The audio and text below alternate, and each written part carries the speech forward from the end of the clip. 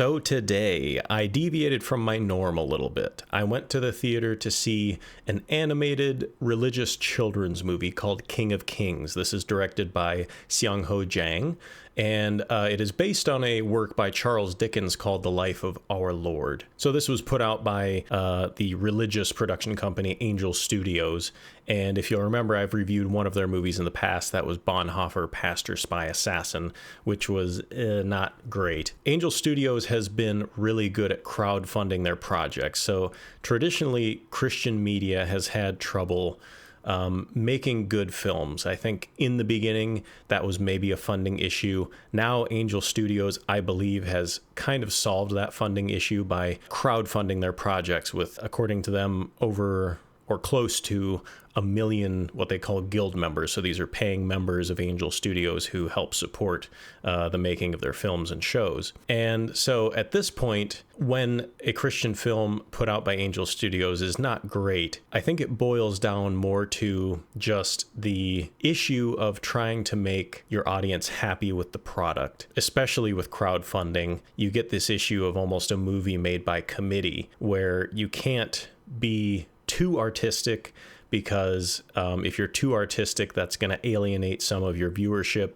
You take too many risks, you're going to run the risk of losing funding. But in general, religious media seems to be good at telling moralistic stories, but they're not good at translating that to film. I was very hopeful that this film was going to be an exception to that when I saw the marketing for this. We have some pretty big actors in this movie voice acting the animation here. We have Oscar Isaac, we have Pierce Brosnan, we have Kenneth Branagh, we have Ben Kingsley, Uma Thurman, Forrest Whitaker. This was getting me really excited. I was like, okay, if you've gotten this many kind of big name people on board with this project, maybe this is actually going to be a good project. Maybe this is something worth checking out. And that's one of the main reasons that I went to see this today, beyond just kind of my niche interest in Christian media and where it stands. So let me talk about the positives of this film first, and then we're going to get into the negatives. And unfortunately, there are a lot more negatives than positives. But let's start out positive. All right, let's be positive off the bat. So the framing of this movie was actually quite interesting. I thought it was kind of creative.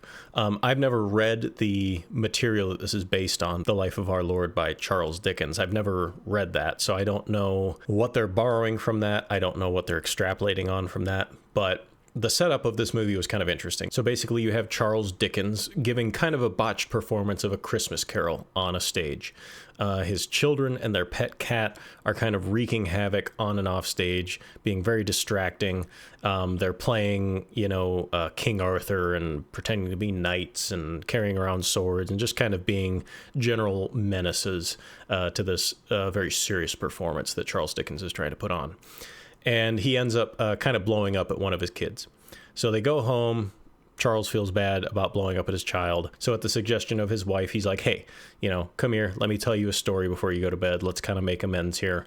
And he's like, I'm going to tell you a story that's a lot better than King Arthur. And actually, King Arthur is based on this story in some way. I'm still not 100% sure how King Arthur relates to the story of Jesus. But so Charles Dickens basically sits his child down and starts to tell him the story of Jesus from the beginning to Jesus' death and resurrection, right? So setting this movie up in the world of Charles Dickens, in the world of kind of him telling stories and things like that was interesting. I thought that was genuinely interesting and kind of a creative move. Another thing that I really liked about this movie at times was they had some really interesting shot composition, some interesting artistic choices as far as how to transition scenes and stuff like that. And I think this makes sense because from what I understand, the director of this movie, Seong-ho, he started out as a storyboarder for animated films in Korea. And then the other thing I really liked was that they actually cared to try to get some big name actors on this project. I was hoping that this was an indication of the project being something that people kind of believed in,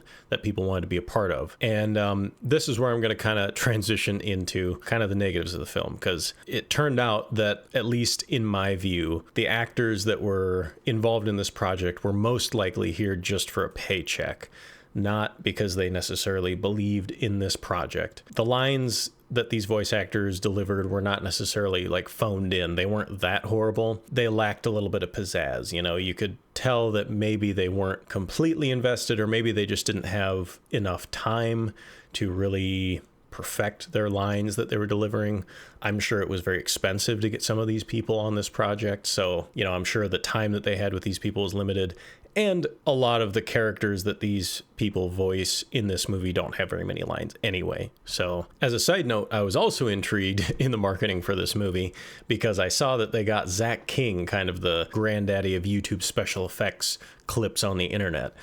They got him to do a clip promoting the King of Kings. I was like, maybe they have made something here that has got a lot of people's attention. But unfortunately, I think it was maybe they just had the budget to pay these people, and that's about as far as that went. So one way to describe this movie, and this is going to be kind of a deep cut in many regards. So a way to describe this movie would be if you mixed The Princess Bride with a show from my childhood called The Greatest Adventure: Stories from the Bible and The Passion of the Christ. If you mixed all three of these things together, you could get something that is like what I just watched today in the theater. So let me explain. So the Princess Bride aspect of this movie is that in The Princess Bride, you have this grandfather who is telling the story of the Princess Bride to his grandson. And it's kind of framed in this way where, you know, it's intercut with him reading parts of the story and then the story just takes over. It's a vehicle of storytelling. It's very similar in The King of Kings. So this father is telling his son a story, the story of Jesus, and it kind of intercuts between him telling the story and the story just being depicted on screen. Now, where the show from my childhood comes in, The Greatest Adventure: Stories from the Bible, this is a show, and it was actually kind of a creative show that I remember fondly. It's been years and years since I've seen it, so I don't know how it would hold up. But the premise of this show basically was that there was a group of children who would travel back in time into biblical stories, and they would interact with the Bible characters, and they would experience the Bible story for themselves, learning the great moral lesson that this story had to offer. And then weirdly, The Passion of the Christ, this one, I don't know if this is just me having weird biases in my head, or if this is a legitimate thing that I'm pulling out of this movie, The King of Kings. But I swear there was some shots that visually, artistically looked exactly like scenes from The Passion of the Christ, which is hilarious because this is like a children's movie, and that is definitely not a children's movie. Just some of the decisions of how they depicted certain events from the Bible really, really reminded me of The Passion of the Christ. And I don't know if that's a legitimate thing that I'm seeing or if that's just my brain trying to piece together connections that don't exist. But this brings me to my second kind of critique of the movie. Had they ran with the idea of having the father and the son interacting in these Bible stories, that would have been really, really interesting. Unfortunately, they just kind of inserted them into these stories, and they weren't really able to interact with the stories in a real way. They were just kind of there, witnessing them. I wish they would have done something more akin to The Greatest Adventure: Stories from the Bible, where you had your characters who had traveled into this story actually interacting with the other people in the actual story, interacting with the Bible characters, interacting with what's going on. There was only like once when that happened in this movie, and I just thought you could have made it a lot more interesting and engaging for children if you had the father and the son interacting in these stories and not just basically being flies on the wall witnessing it. Because at the end of the day, this child character in the movie King of Kings is really supposed to be like a connection for children watching this movie. They're supposed to relate to this character. He's supposed to be the vehicle that children are experiencing this movie through. So if he had been interacting more actively in these scenes, in these stories, I think it would have brought the children in a lot more to this story. Instead, what you have is basically just a bog standard greatest hits of Jesus, and you just have these two other random characters who are just kind of flies on the wall watching it. It's like you could have had this be way more engaging for your children audience in allowing that character to be interactive in the story. Another critique I have of this film, and this is a pretty big one, because they were using this child as a vehicle to engage your children audience in the movie. They had the child character in the movie ask clarifying questions. So if something came up that probably like a child in the audience wouldn't understand, the child in the movie would ask his dad, hey, what does this mean? Or what is this? So, like, for example, the father said, oh, and Jesus was born in a manger. And little kid's like, what's a manger? And the father explains. In another section of the movie, the father says, and Satan disguised himself as a serpent. And the child is like, what's a serpent? And he's like, well, it's a snake. So that's fine. I think that's a good way to explain things to your child audience and have it be interactive with the film. But the problem is, and this is a really, really, really big problem, is they chose to explain things that were kind of not really that important. Because this is the story of Jesus, and it's the story of Jesus that's told pretty much the way it's told in the Bible, it's so theologically dense, meaning there's some pretty high concepts in the story of Jesus that you have to kind of grapple with and understand to really get what this story is trying to convey to you. And those were not explained. It was just kind of assumed, oh yeah, you heard the story of Jesus before, you know what all this means. And it's like, no, a child watching this movie is not going to understand, the idea of like an atoning sacrifice, why Jesus had to sacrifice himself on behalf of sinners so that he would basically satisfy the wrath of God. It's like, children aren't going to understand these things, and you didn't explain these things. You were explaining what a manger and what a serpent is. You're not explaining the key theological themes of this story that I think you're trying to convey. And it's like, that's problematic. You're going to lose children in this movie.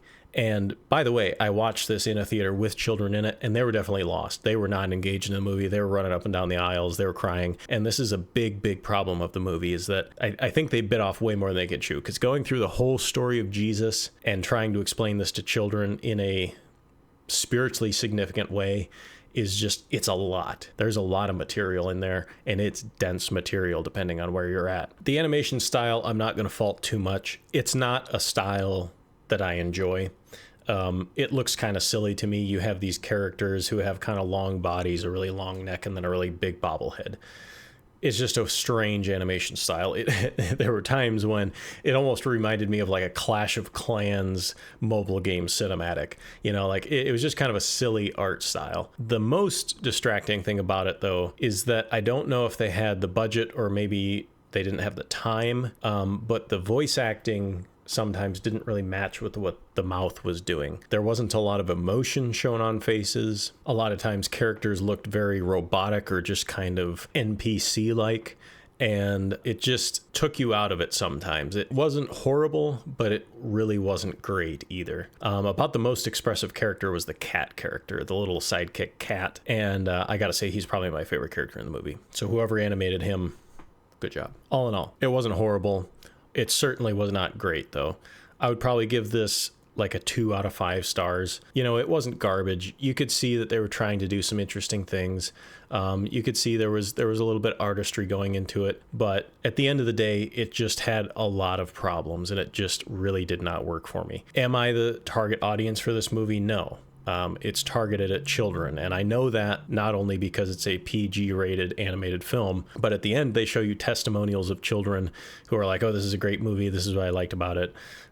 So it is a children's movie. I'm not the demographic for it, but based on the reactions of the children in my theater, I could tell they weren't engaged. It's got some big problems. I really hope that Christian media can become more honed at their craft of filmmaking, more mature, more willing to take chances in the stories they tell. Thanks for hanging out with me. I hope you have a good one. I'll see you later.